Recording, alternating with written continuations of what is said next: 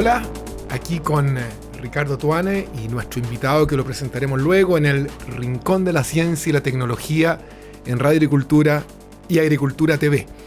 Con un, siempre decimos tremendo invitado, pero la verdad que yo ahora creo que tenemos un muy buen invitado, que es nuestro doctor Marcelo Blackwood. Él es médico internista de vasta trayectoria. Es un hombre muy académico, él es médico internista primero y después entonces geriatra, académico de la Universidad del Desarrollo, de clínica alemana. La verdad que siempre a los médicos, ¿no es cierto, doctor?, le podríamos dar todo el currículum, pero es muy vasto, créanme. Y hay una particularidad con el doctor Blackwood y que favorece esto, Ricardo, es que él es un hombre experto en educación y también en educación en redes.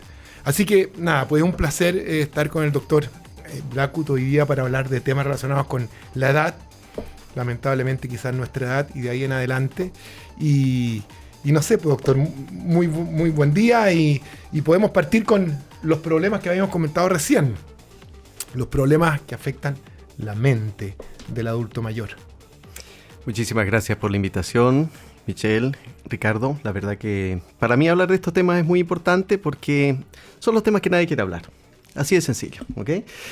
Cuando se habla de las personas mayores, cuando nuestros padres o cuando nuestros hermanos mayores o familiares cercanos en la tercera edad y cuarta edad, que ya no se utilizan esos términos, están en problemas. Así que mientras podamos hablar cuando no hay problemas, mucho mejor. Marcelo, pero déjame hacerte una pregunta directo al hueso. ¿Cuándo es este concepto de la tercera edad? Porque yo tengo la sensación que ha ido cambiando ese concepto. Hoy día se dice que los 50 de hoy eran los 40 de hace 30 años atrás y que de alguna forma este cambio de la expectativa de vida, que la tecnología y el autocuidado ha permitido ir empujando de alguna forma las líneas o los límites. ¿Qué hay de eso?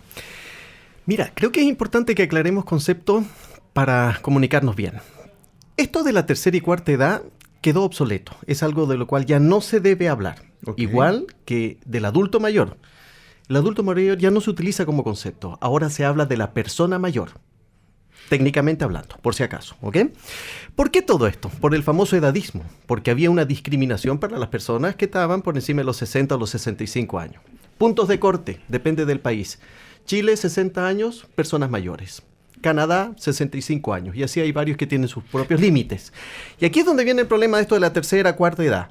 ¿Por qué salió eso? Porque la expectativa de vida fue aumentando en el tiempo. Entonces, cuando las organizaciones mundiales hablaban de la tercera o cuarta edad, era como para comenzar a proteger a ese grupo de personas. Ahora ya no hay eso. Tú ahora hablas de otro concepto. ¿Quién es totalmente autovalente y quién es dependiente? Okay. Y en ese marco están las personas mayores. Y claro, pero por ejemplo, doctor Blackwood, entonces, ¿cómo ponemos el límite para decir hoy día yo voy a ir a ver un internista que me examine o tengo que ir a ver al geriatra? A ver, otra cosa que es importante aclarar. ¿Por qué no hay geriatras en el mundo entero? Esto no es un problema de Chile, ¿ah? Y no van a haber. Es bien sencillo, y esto está estudiado a nivel mundial. Sin embargo, es una subespecialidad. Es una subespecialidad, que de hecho ahora está con tendencia a ser no una subespecialidad, sino como una especialidad primaria. Bueno, hay tendencia. Sí. ¿Pero por qué? Sabiendo que la población mundial envejece. Es bien sencillo. El momento de la definición de los recién egresados en todas partes del mundo, al ver un poco la expectativa económica, tanto geriatría como infectología son las dos especialidades que menos postulantes tienen. Eso como concepto, ¿ok? No entremos en el tema ético de las vocaciones, no. Quiero contar por qué no hay geriatras en el mundo entero. No es Chile. Yo esto lo viví en Canadá. Yo hice mi especialidad allá y era lo mismo. De hecho, las becas estaban desiertas, la gran mayoría, porque nadie quiere ser geriatra. Bien, en ese mismo contexto, cuando tú dices en qué momento yo debo ver un geriatra, la verdad es que la geriatría se maneja principalmente por los síndromes geriátricos, como son la demencia, las polifarmacias, las artrosis, muchas enfermedades que tú acumulas en el tiempo. Entonces, cuando tú llegas a los 80 años sano, a lo más con un poquito de glaucoma y un poquito de artrosis, no tienes síndromes geriátricos, eres una persona sana. Pero cuando llegas con un accidente vascular, con un infarto, con 10 medicamentos y además con un bastón, obviamente que necesitas a alguien que te asesore dónde vas a poner las fichas para tener mejor estado de salud. Esa es la diferencia. Claro, es cierto, y yo la verdad quizás erré eso de que partamos con, pero Claro, rápidamente a mí la palabra geriatría, siendo médico, me lleva a un área que para mí es la más compleja, porque yo tengo un poquito de artrosis, tengo, ni Dios quiera, me toca a mí el glaucoma que mencionó usted crónica, me pongo una gotita, me baja la presión, o tener algún otro de estos síndromes del envejecimiento, por decir, eso no me afecta tanto, pero me aterra a mí, quizá a Ricardo, quizá a usted, doctor, el tener un problema mental. Y claro, yo no sé si existe todavía la terminología, pero creo que es controvertido el término de demencia senil. No sé cómo podríamos explicarlo, pero esa es quizá de las enfermedades que más nos preocupa. Y me preocupa a mí todo el día. Yo se lo digo al auditorio y quizá a ti también. En ese momento en donde tú estás hablando con alguien y decís, ¿cómo miércoles se llama? ¿Cómo se me pudo haber olvidado el apellido? Y tienes esas ausencias de memoria que te van produciendo inquietud con el transcurso del tiempo. Eso pasa. Pero yo quiero rescatar unas cosas que para mí conceptualmente la gente que nos escucha a mí me resuena y me conmueve. Porque además globalmente, si tú te das cuenta, hoy día el mundo está en manos de gente que tiene más de 60 años. China, Rusia, Estados Unidos, India. No hablemos de Chile, por favor. No. Pero lo que te quiero decir que lo que hace 40 años atrás era prácticamente impensado, hoy día es un hecho de la causa. O sea, grandes líderes, que a uno podrán gustarle o no podrán gustarle, pero grandes líderes toman decisiones y son gente mayor. El presidente de Estados Unidos tiene más de 80 años. Sí. Entonces, eso significa que hay de alguna forma una reconsideración. Entonces, eso, ¿cómo anda con el concepto del edadismo? Porque eso como que choca, colisiona con este concepto de que yo discrimino por edad, pero resulta que los que manejan el mundo son mayores. Así es. Bueno, ahí es donde viene la dicotomía. Si tú le preguntas al presidente Biden cuántos compañeros de curso quedan vivos, la respuesta va a ser inminente, ¿no es cierto? O sea, ni la mitad probablemente, varios enfermos y algunos que están sanos como él. Muy bien. Eso pasa transversalmente en todo. A los 70, 80, 90 y ni les digo con los centenarios. O sea, Chile en este minuto tiene 5.000 centenarios vivos. Chile, en 18 millones de habitantes. Esos 5.000 centenarios, ¿quién los está cuidando? Otra persona mayor. Si los hijos de los centenarios tienen 70 o 80 años. Los nietos de los centenarios tienen 50 años. Ahí está el tema. El edadismo no pasa necesariamente por el número, sino por la condición en que las culturas van aceptando sus edades y su envejecimiento. Chile está dentro de los países que se viene con un envejecimiento, pero en masa. Dentro de poco, al 2050, va a haber cerca del 20% de la población. Eso es mucho. 20% suena poco, pero eso es muchísimo. O sea, se supone que van a haber cerca de 20.000 centenarios al 2050. ¿Quién está preparado para cuidar un centenario? Se los digo yo porque yo, como estoy en terreno, tengo que ver quién cuida en una casa un centenario. ¿El centenario cómo está? Normalmente está postrado, a veces reconoce, a veces habla bien. Hay muy pocos que están sanos. Genéticamente deben tener alguna protección. ¿Quién lo cuida? Los hijos. ¿Cómo están los hijos? Más enfermos que el centenario. Esa es la realidad. Entonces el edadismo pasa por muchas variables. Okay. Hay que tener cuidado, o sea, créanme que hay gente muy bien. Marcelo, perdón, aquí quiero tomar un tips, la genética. ¿Cómo llegamos? Porque el desafío inminente de esto, ok, vamos a envejecer todos, pero ¿cómo llegamos de la mejor forma posible? ¿Cuáles son los tips? Algo, tú dices, no, yo estoy salvado porque en mi familia todos llegaron a los 90, 100, llegaron bien. Ok, hay un tema genético muy probablemente.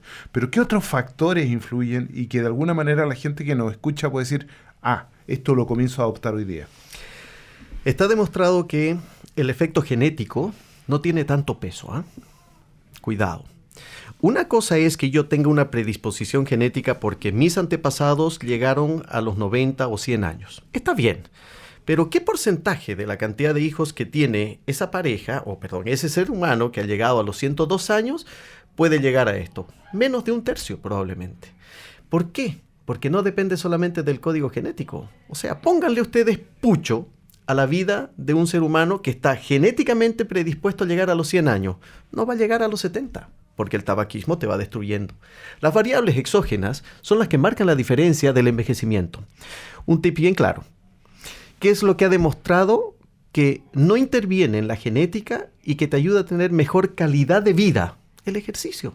Es la única variable que es cambiable en el tiempo en las personas.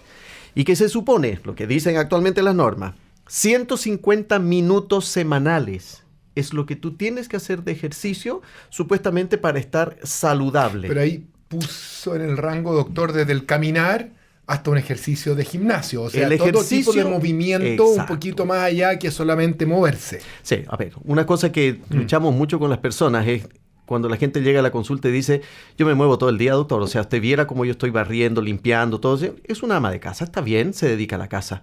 Eso no es ejercicio. Eso, es muy importante. El ejercicio es un evento cardiovascular funcional dinámico. O sea, cuando yo estoy levantando casos, soy carpintero y soy albañil y estoy todo el día trabajando, eso no es ejercicio, es una condición física a la que me muevo. Pero la constante de un ritmo cardíaco para limpiar, entre comillas, arterias y todo lo demás, significa 30 minutos caminando.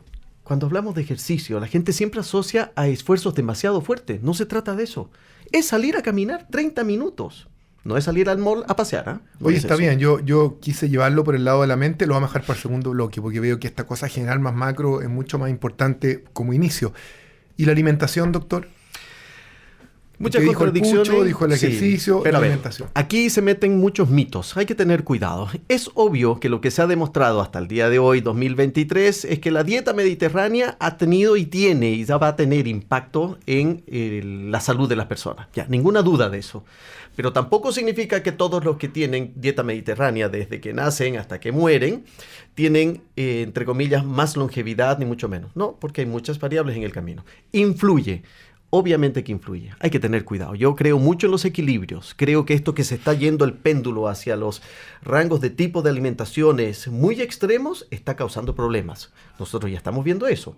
Hay gente que ha entrado con esto de las dietas especiales, los veganos, los flexitarianos, sí, etcétera, etcétera. Y van quedando, entre comillas, en déficit nutricional de otras cosas.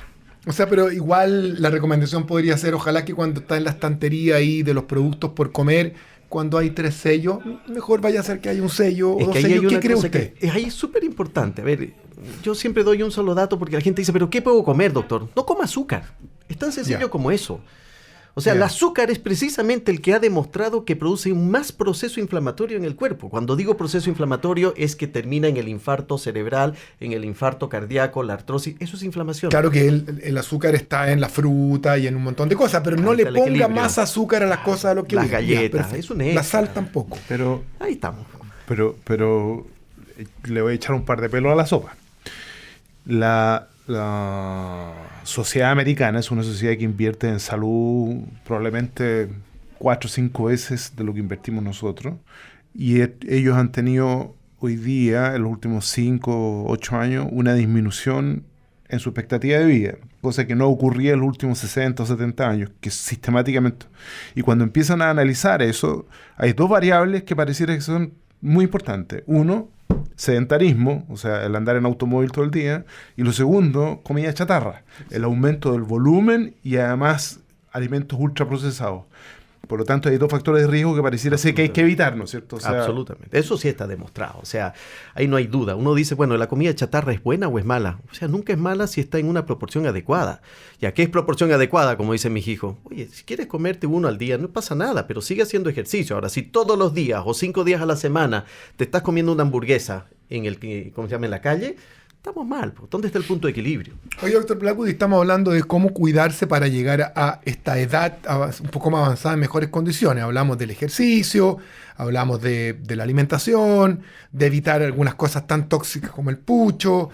Y bueno, y estamos en una sociedad de mucho estrés y además, de un sinfín de medicamentos que aportan vitamina, antioxidante, y entonces ¿tomáis algún remedio? Le preguntas tú a la persona y dice, no, yo solo tomo, y te saca un estuche lleno de productos que aportan otras cosas. ¿Qué aporta todo eso? El estrés que quedó pendiente y la vida, la forma de vida y algunos suplementos y medicamentos que suplen cosas que parece que son buenas, antioxidantes. Hay otro concepto dentro de la geriatría, dentro de estos síndromes, que se llama polifarmacia. La polifarmacia es cuando una persona llega a una consulta médica y trae ingiriendo más de 5 medicamentos. Pero ¿cómo llega normalmente una persona mayor de 75, 80 años? Llega con 10, 15 medicamentos. Entiéndase por medicamento, que es otro concepto importante, que un medicamento, por ejemplo, son las gotas oftalmológicas. Ustedes saben que los pacientes no lo declaran como un medicamento. Uno dice, a ver, ¿qué toma? Claro, parte de la pregunta, ¿no? Entonces, tomo esto. ¿Qué otros medicamentos usa? No, nada más. Pero el paciente usa cremas antiinflamatorias. La crema antiinflamatoria no es un parche león. Entra a la sangre, circula y produce efectos secundarios. Es un medicamento. Las gotas oftálmicas es un medicamento. También. Eso se llama polifarmacia. De eso se trata. Hay que evitar en el fondo. Ahora, en esas variables, ¿qué cosa yo creo que es importante? El control médico es imprescindible porque hay gente que está tomando muchos medicamentos, como tú dices, Michelle, que no guarda relación con las enfermedades que tiene, porque se quedó pegado en el tiempo. Tú tienes que ir a una consulta médica. La consulta médica es consulta. Yo voy a preguntar si debo seguir o no con esos medicamentos. Hay gente que se ha quedado pegado con 10, 20 medicamentos que no tiene que estar tomando. Antes, que quiero aprovechar eso que Marcelo está diciendo. Cuando tú tienes esta polifarmacia, aparece un elemento que antes no existía, que es la interacción medicamentosa y el aumento de los efectos secundarios. Entonces ocurre en muchos pacientes que uno ve, pacientes que uno le toca ver en la consulta, que comienzan a tener efectos secundarios que son mayores que los beneficios potencial por la interacción que se produce en todos los fármacos. Entonces es muy importante lo que dice Marcelo, que tienen que ir a la consulta para ver y revisar cada cierto tiempo si efectivamente lo que estoy tomando es lo correcto y si la combinación de lo que estoy tomando además es lo correcto. Exacto. Bien. Eso es un tremendo tema. Termino con esto. La interacción medicamentosa o la ingesta de un medicamento extra sin supervisión corresponde a casi 1/3 de las hospitalizaciones en Estados Unidos. Para que se den idea del impacto que tienen. Reforzando lo que tú dices, Ricardo. Y corresponden a un 25% de las muertes en la unidad de tratamiento intensivo en Estados Unidos. 25% de las muertes. Interesante programa con el doctor Blackwood. Vamos a una pausa corta y seguimos con el segundo bloque de su Rincón de la Ciencia y la Tecnología en Agricultura TV y Radio Agricultura.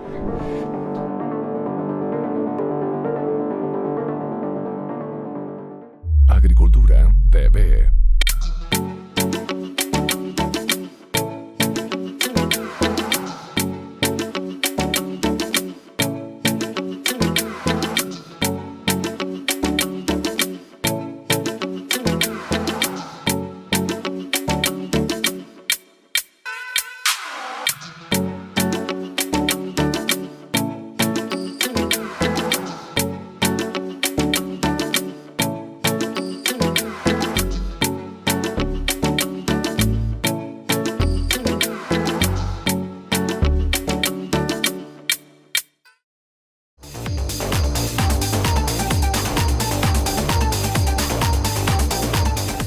Aquí ya estamos de vuelta en el segundo bloque de este programa tremendamente interesante. Estamos desafiados porque Micho y yo estamos en el borde ahí, ya no se puede decir tercera edad, pero estamos entrando ahí. ¿Y sabes lo que me preocupó de esto, Ricardo? De cuando tú me has preguntado cómo trajimos a nuestro extraordinario invitado hoy día, el doctor Marcelo Blackwood, y todo nace porque mi nuera, Teresita Link, un gran médico, es alumna de él, trabaja con él en la Universidad del Desarrollo y además exalumna y trabaja en el Padre Hurtado, y mi hijo también, exalumno de él, jugaba hasta pichangas con él y todos me dijeron, papá, lleva al doctor que es extraordinario. Yo creo que tenía algo había ahí que querían que yo le hiciera preguntas. Hay un mensaje subliminal, claro, Ricardo.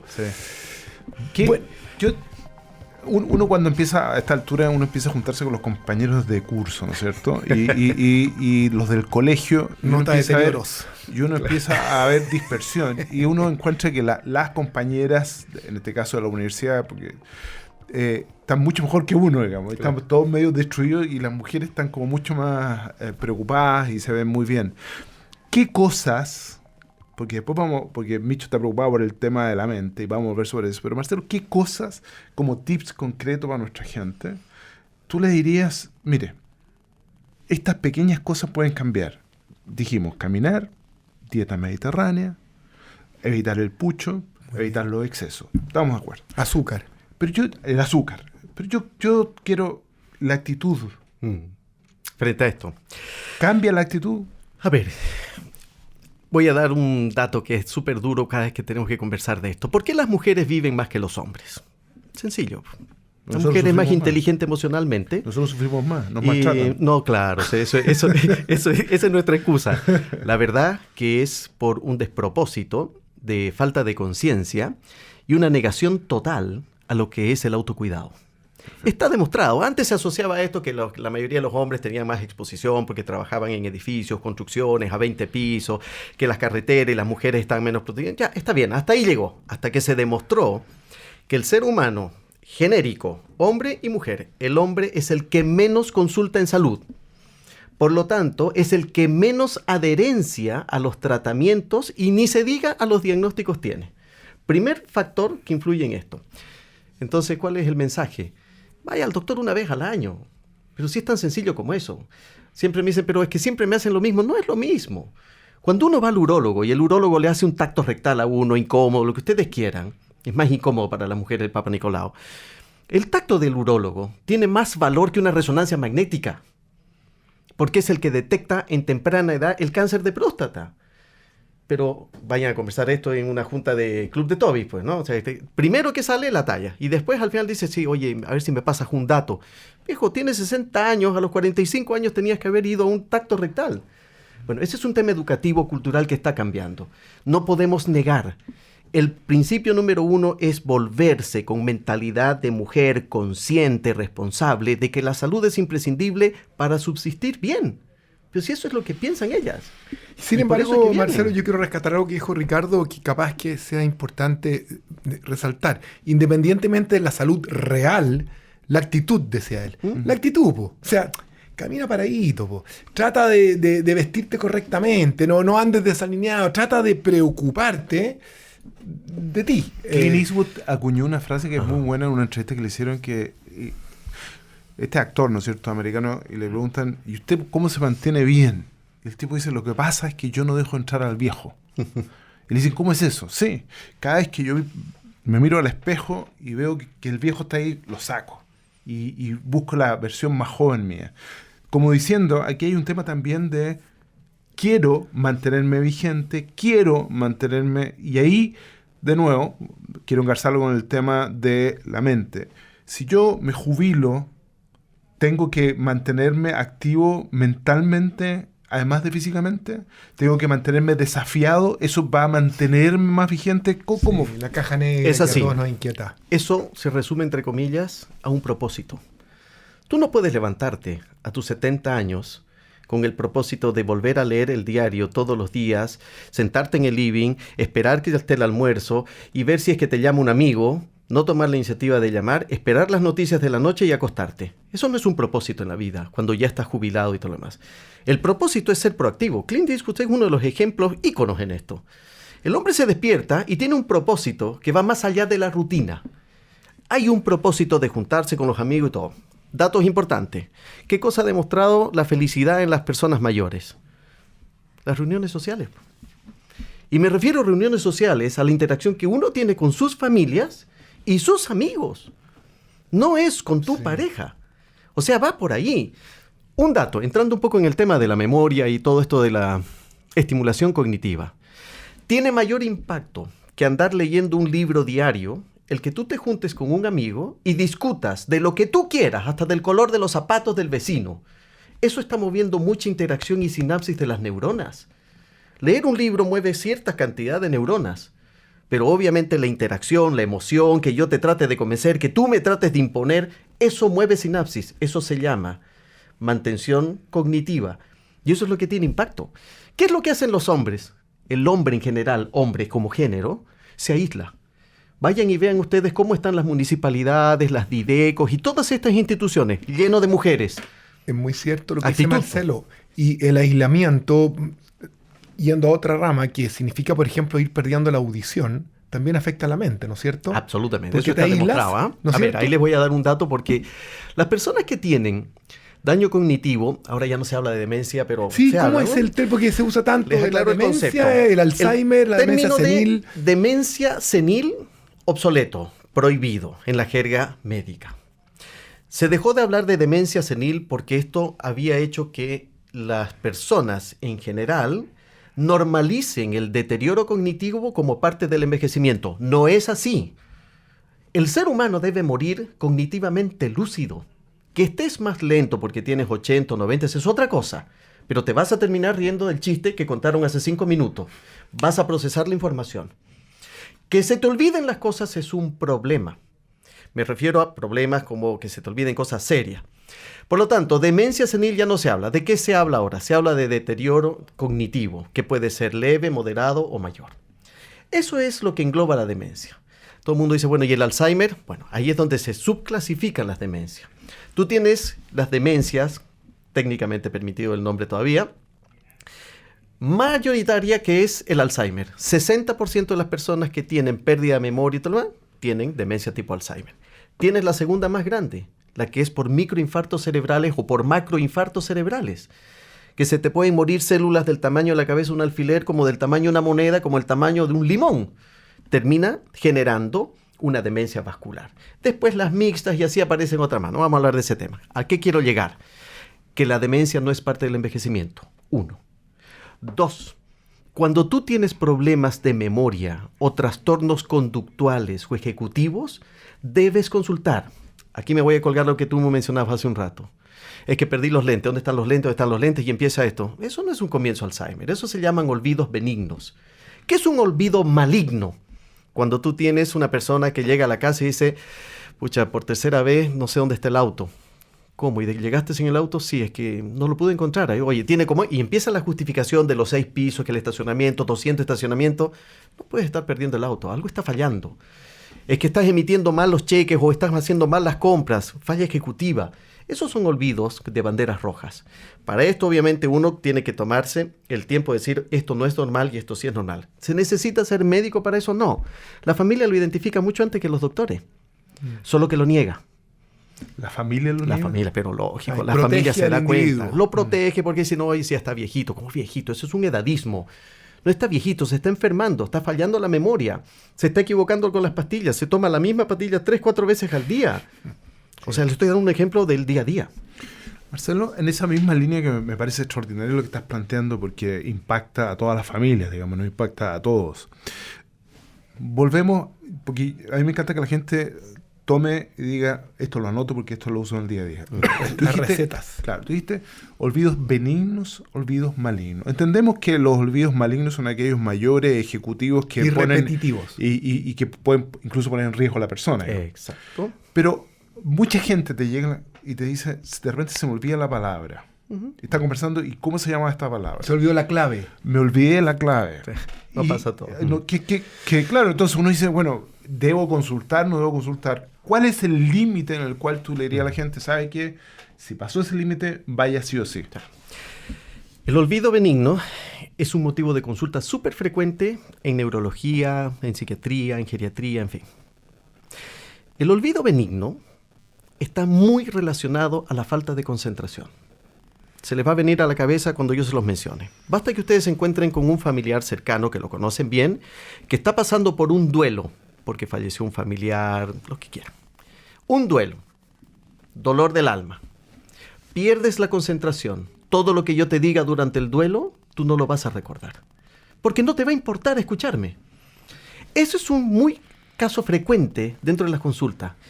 Pero si tú hablas con él y le haces los test cognitivos, porque se consulta y se me olvida todo, ¿no? Si lo que le está pasando es simplemente que no se concentra. Le haces test neurocognitivos para ver si realmente falla y está intacto. ¿En qué termina eso? Con psicoterapia, con tratamientos antipsiquiátricos, o sea, psiquiátricos para la depresión. Concentración, no es un problema cognitivo que está empezando un Alzheimer. ¿Cuándo empiezan las banderas, entre comillas, medio amarillas, rojas? Cuando comienza a interferir en tu día a día este problema. El tema de las claves, cuidado, el tema de las claves desde niño hasta arriba a todos se les olvida. No es un tema. ¿Cuándo es un problema? Cuando comienza a interferir en mi día a día. Cuando me pongo repetitivo. Repetitivo no una semana o 2 semanas, un mes, 2 meses. Cuando las cosas importantes como la cita donde un doctor o de que tengo que ir a pagar una multa se me olvida y me llegan multas y todo lo demás, pero no pasó esto y no estás pagando las cuentas 2, 3 meses y te llegan 3, 4 cuentas, o sea, algo está pasando. Eso habla por sí solo. Pero las otras consultas son muy banales y es una pérdida de tiempo. Entonces, ¿qué termina uno explicándole en la consulta a los pacientes? Olvídese, usted está bien, está sano, cuidemos el colesterol, haga ejercicio, educando. En la consulta tú puedes diferenciar cuando la situación es grave. El problema está en lo siguiente. Cuando alguien consulta por una falla de memoria, normalmente viene solo, porque quiere protegerse de su entorno. Ese es un problema, porque lo correcto es que llegue con un informante. Porque tú cuando estás haciendo la entrevista dices, a ver, don Carlos, ¿y usted tiene problema de memoria? Jamás, doctor. Ah, qué bueno. Sí. Y nunca se le olvida, jamás, doctor. Miras a la señora y la señora levanta los ojos para atrás y dice, es como cuando uno está examinando a un paciente diabético. Claro. Entonces uno sabe que la verdad la tiene la señora. El problema es que si ella habla, el otro decir, a ver, ¿quién te está pagando la consulta? Sí. ¿Quién es el enfermo? Déjame hablar a mí. Exacto. Claro. Es como el diabético. Bueno, es como el diabético. Comimos en memoria. Me hace reír ustedes dos porque son las situaciones que uno le toca ver. Claro, uno le toca ver todo el rato. Pero detrás de eso siempre hay un problema, porque cuando llega con la señora, el problema es serio, ¿eh? Se los advierto. O sea, y la recomendación finalmente, porque claro, tienes problemas de ojos y vas a ir al oftalmólogo, pero en este rango de edad ya de la tercera edad maldicha. Sáquese la muletilla. Sáquese la muletilla. Del paso del tiempo inexorable. Uno consulta habitualmente al geriatra hoy día, ¿no es cierto? Es para darle un mensaje a nuestros auditores, es el geriatra y que hoy día está ubicado, así como el doctor Blackwood en Clínica Alemana, en casi todos los lugares hoy día, aunque es un producto escaso, ¿existe la posibilidad de consultar con un geriatra? Sí. A ver, yo creo que el elemento de geriatras, hay doctores y doctoras espectacularmente buenas, es un elemento que se va a agotar rápidamente y las listas de espera son enormes. Yo creo que no hay que esperar ser atendidos por geriatría en ese sentido. Yo creo que hay que comenzar a consultar a los médicos generales, a los médicos de familia, a los médicos internistas. Uno tiene que tener un asesor en salud. Entonces, ¿dónde sirve un geriatra? Sirve cuando hay problemas graves geriátricos. Voy a poner el ejemplo de lo que yo hago, ¿ok? Yo dejé las consultas por si acaso, así que no me interesa esto. El domicilio. Tú cuando llegas a un domicilio y ves una persona de 89 años que hace 3 años no se levanta, solamente lo cambian ahí y lo sientan en un sillón, almuerza, come y lo vuelven a acostar. No ha tenido oportunidad de ser visto por doctores. Tiene 4, 5, 10 o 15 fármacos. Además, prácticamente está desnutrido. Además, tiene dolor. Además, tiene deterioro cognitivo y tiene una demencia y grita toda la noche. Y nadie puede dormir. Y ya nadie sabe qué hacer. Y lo peor de todo, que la señora, que tiene 85 años, lo cuida. Y todos los hijos desesperados ahí. Dice, queremos ver cómo tratamos a la mamá y el papá. Primero tratemos al papá y de ahí cuidamos bien a la mamá. El problema es un binomio. Ese es un paciente que es geriátrico, porque tiene mucho síndrome geriátrico, lo que decíamos al comienzo. Por lo tanto, ir a una consulta de geriatría para ver y quiero hacerme un chequeo, personalmente, yo creo que es una pérdida de tiempo. Creo que esa función la deben hacer médicos no subespecialistas. Creo que hay que cubrir otra necesidad. Ahora este es un tema de convicción mío. Cuando yo hablo esto con los colegas de geriatría, están en contra. Marcelo, te quiero desafiar con un tema que lo voy a dejar planteado para el próximo bloque, pero quiero dejarlo planteado para que lo desarrollemos. La dignidad de lo que tú acabas de relatar, porque tú relataste un cuadro que es real. Sí, de todos los días, ¿no? De todos los días, y que es complejo, porque es, en el fondo, cuando yo tengo un deterioro multisistémico, por así decirlo, ¿qué hago? Porque en otros países, en otras condiciones, se toman soluciones al respecto y gente anticipa en su plena conciencia qué hacer con la familia. Entonces, yo sé que este es un tema complejo, pero hay que plantearlo. ¿Qué es lo que te va a pasar a ti, Micho, cuando tengas, espero que nunca ocurra y llega a los 110 años más lo tengo definido. Yo tengo un compromiso con mis hijos, llegar hasta los 120 años y me tienen amenazado. Me dicen que si no, algo van a hacer. Pero a lo que voy yo es que si eso no ocurre, ¿cómo uno quisiera que fuera esa transición cuando uno está hoy día consciente? Gran tema para el tercer bloque de su Rincón de la Ciencia y la Tecnología.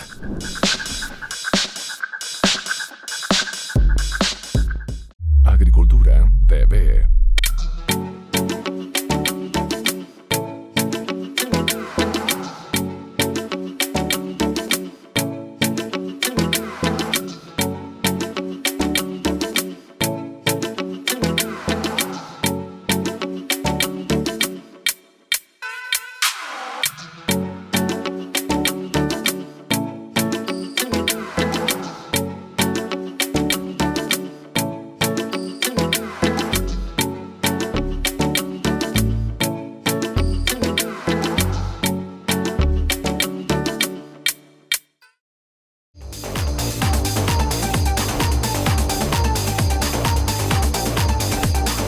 Bueno, aquí en el tercer bloque con nuestro invitado, el doctor Marcelo Blackwood, de su Rincón de la Ciencia y la Tecnología con Ricardo Tuane, que acaba de desafiar al doctor Marcelo Blackwood con un temazo, ¿no es cierto? Que esto de las voluntades anticipadas que me comentaba el doctor acerca qué hacer cuando tenemos un paciente en una condición muy crítica, de avanzada edad, muy deteriorado. ¿Cómo manejamos eso, doctor? Papá de 93 años, que vive en la casa hace 3 años, está desconectado del mundo, nosotros somos 5 hermanos y la verdad que no sabemos qué hacer, doctor. ¿En qué sentido? De que si es que le pasa algo al papá, lo llevamos o no lo llevamos a un centro de salud. ¿Qué pensaba el papá cuando era joven? No, este no era un tema en la casa. Listo, tenemos un problema. Eso es, Ricardo. Cuando tú te enfrentas a esa generación que hablar de la muerte era un tabú en tu casa, quienes se hacen cargo de eso son los hijos que están en los 50, 60 y 70 años. La persona está ahí en la cama con 93 años. Ha hecho 2 neumonias, lo han tratado en la casa y ha salido, gracias a Dios, bien. Esto se puso en evidencia con el COVID. En el COVID los doctores, obviamente, y el tema de salud, éramos todos reyes y reinas, ¿no es cierto? Pero ¿cuál fue el principal protagonista del COVID? Las personas mayores. ¿Por qué? Porque ellos se morían de todo. No había vacunas, no había nada. Ahí se comenzó a levantar este tema de que, oye, que mi papá vive en una residencia, un ELEAM, de larga estadía. Y, oye, está con Alzheimer hace 15 años. O sea, si le da COVID, lo vamos a dejar ahí. ¿Tú estás de acuerdo o no, Marcelo? Pero por supuesto que sí, pues. El ciclo de la vida es ese. ¿Cómo lo vas a llevar y lo van a intubar a alguien que ya no tiene vida, que lamentablemente fue, entre comillas, cautivo por una enfermedad que tú no la pides y no fue por cuidarse bien o mal?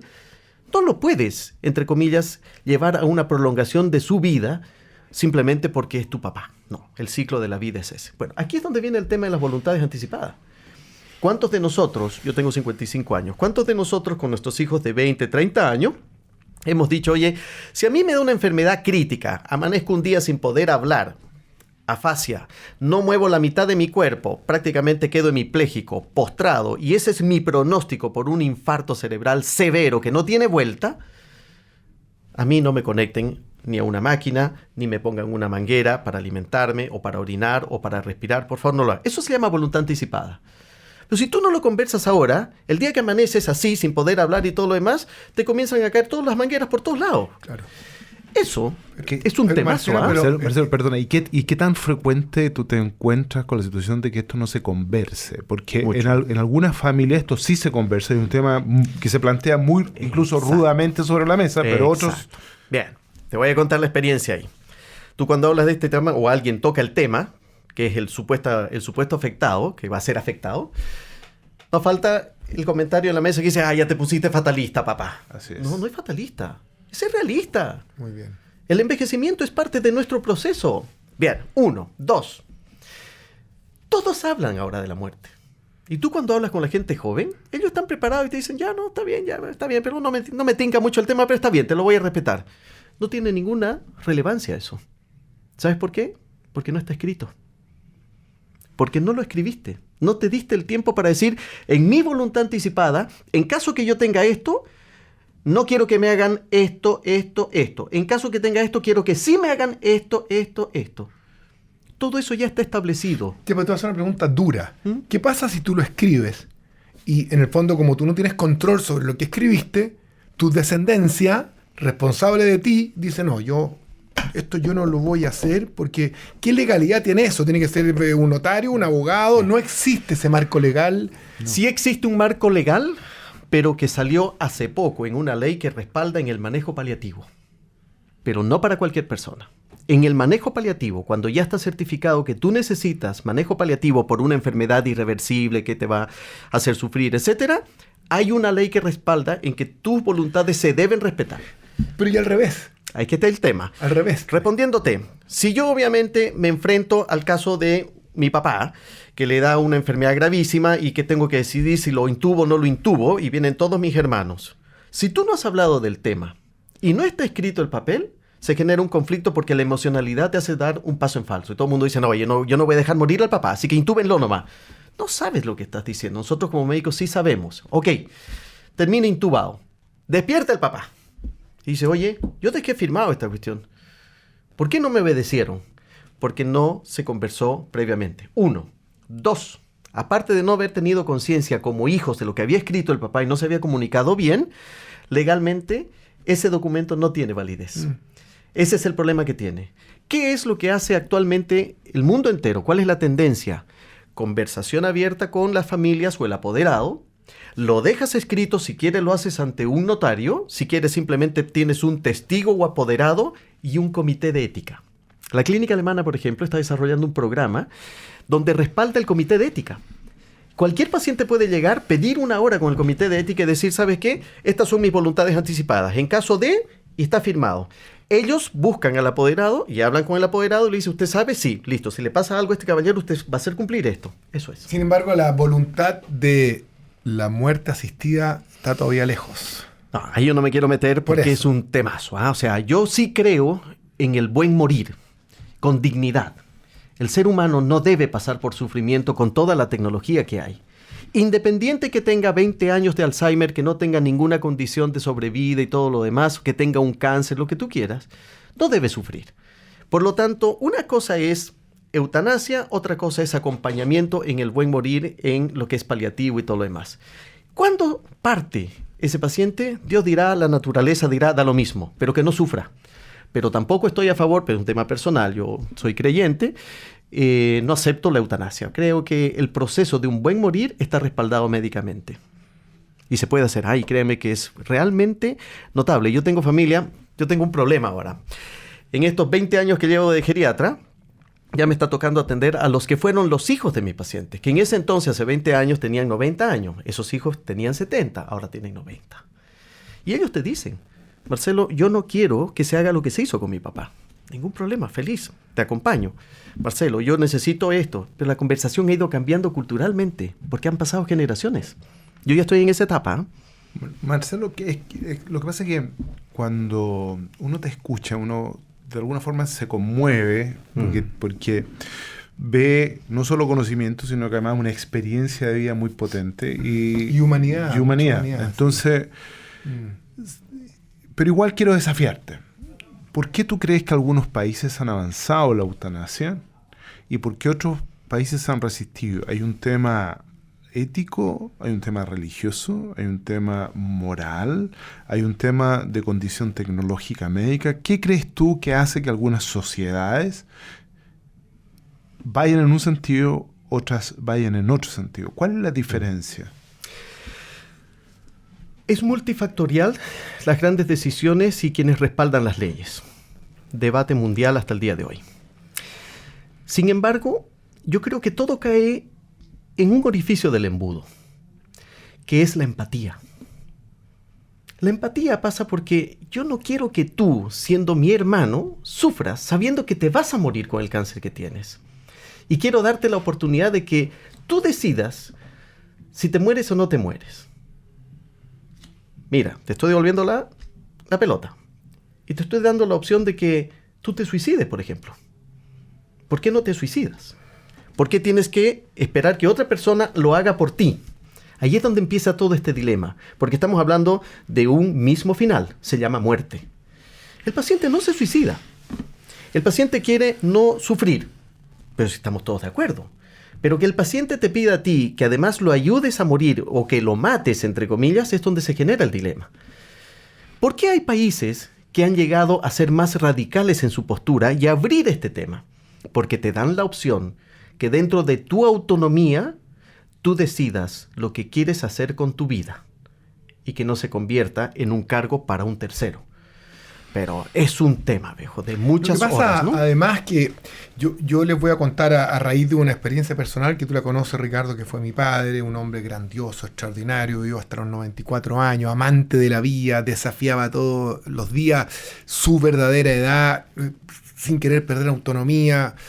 Extraordinario personaje. Y sin embargo se enfermó, tuvo un accidente vascular, después una caída, y estuvo un año y tanto, ¿no es cierto?, postrado. Y a propósito de cómo es el sistema acá, en nuestra casa, en mi casa, con mi familia. Lo que significó todo un apoyo logístico que tú lo debes imaginar, tremendo, digamos, y una carga tremenda, que con mucho gusto asumimos para todo el conjunto familiar y todo lo que eso significa. Bueno, ese es un temazo también, porque manejar a un paciente así es complicado en nuestro país, ¿no es cierto? Primero porque desde el punto de vista de los seguros de salud, esa parte no está contemplada y todos estos cuidados a domicilio son enormemente onerosos, estamos hablando de cosas concretas. Entonces, son muy pocas las personas que definitivamente a un adulto o a una persona, ¿no es cierto?, que sufre una enfermedad grave, postrante, cuesta mucho mantenerlo así para que tenga un buen partir. No es fácil en la práctica.